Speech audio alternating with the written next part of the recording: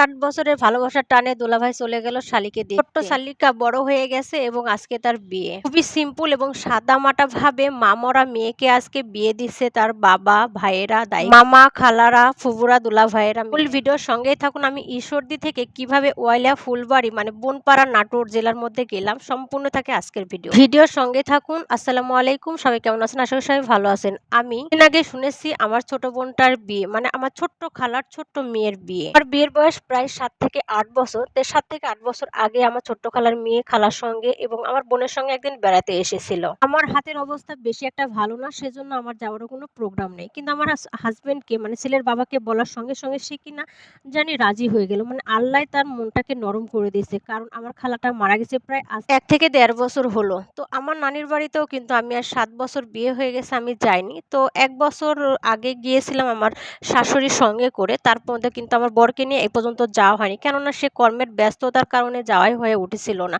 কারণ তার এমন কোম্পানিতে চাকরি করত সেখানে কোনো ছুটিই ছিল না। তো যাই হোক আজকে চলে যাচ্ছি। এই তো বেরিয়ে পড়েছি। এর মধ্যে মাঝে, মাঝে আমার আম্মুর সঙ্গে, বাবার সঙ্গে, ভাইয়ের সঙ্গে কথা হচ্ছে। কেননা তারাও একসঙ্গে যাবে। তো যাই হোক তাদের আমি মিস করে ফেলেছি। তারা আগে চলে গিয়েছে।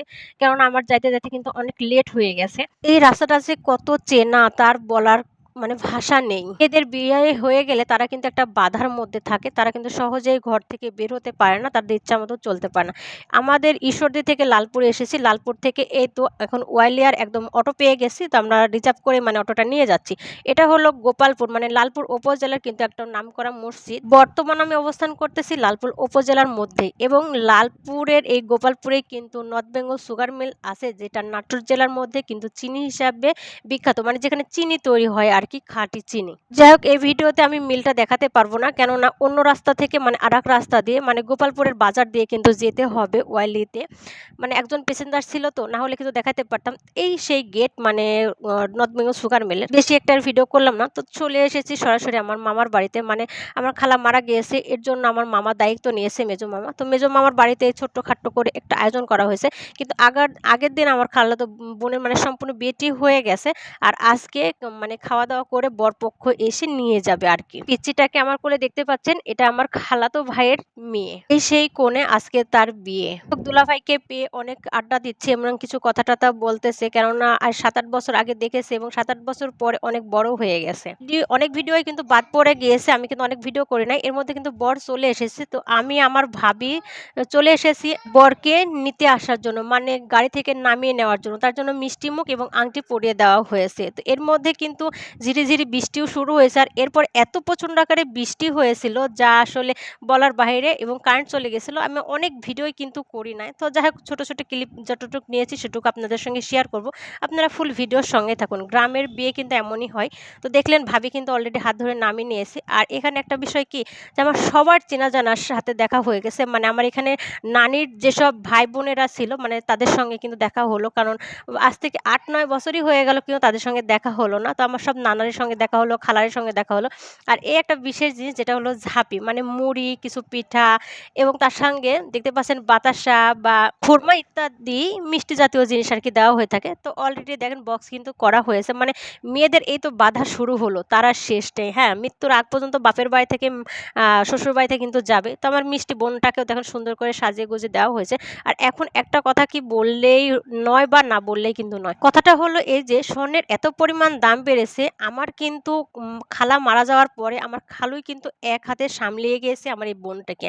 মানে মায়ের আদর স্নেহ এবং বাবার আদর স্নেহ দিয়ে মানুষ করছে। কেননা আমার খালু মারা মানে আমার খালা মারা যাওয়ার পরে আমার খালু কিন্তু কোনো কাজেই যায়নি। সবসময় আমার বোনটাকে কিন্তু আগলিয়ে রেখেছে। মানে মায়ের শাসন এবং বাবার আদর দিয়েই কিন্তু রেখেছে তাকে আগলিয়ে।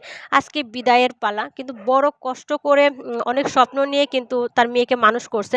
আর এখন স্বর্ণ আমাদের জীবনে কিন্তু বড় একটা পাওয়া। কারণ আমরা চাই যে আমার মেয়েটাকে পা থেকে মাথা পর্যন্ত যদি সাজিয়ে দিতে পারতাম, সেটা মেয়ের কিন্তু একটা মানে আশা বা জীবনের শেষ সম্বল হয়ে থাকে। তো যাই হোক এর মধ্যে কিন্তু বিদায়ের পালা। দেখেন আমার ছোট্ট বোনটিকে বিদায় দেওয়া হচ্ছে, গাড়িতে উঠিয়ে দেওয়া হচ্ছে এবং যেসব খাবার টাবার ছিল সেগুলোকে গাড়িতে উঠিয়ে দেওয়া হচ্ছে। মানে মেয়ের বাড়ি থেকে মায়ের মানে শ্বশুর শাশুড়ির জন্য কিছু খাবার বা আত্মীয় স্বজনের জন্য খাবার দিতে হয়, তো সেগুলো উঠিয়ে দেওয়া হচ্ছে।